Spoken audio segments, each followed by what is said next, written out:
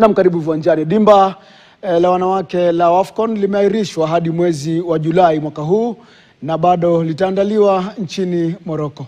Dimba hili lilikuwa liandaliwe nchini humo japo kutoka Machi 17, lakini baada ya kikao cha kamati kuu ya shirikisho la soka barani Afrika CAF kaamua kwamba michuano hiyo itaahirishwa. Naam, dimba hilo litakuwa ni dimba la timu 16. Dimba hili pia lilikuwa litumike kama michuano ya kufuzu kombe la dunia la mwaka 2027 nchini Brazil, huku timu zitakazofika mkombo leo nusu finali zikifuzu dimba hilo.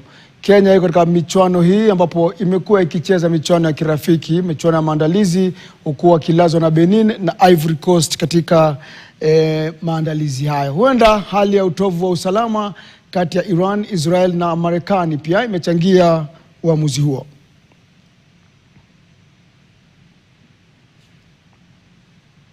Tusalia katika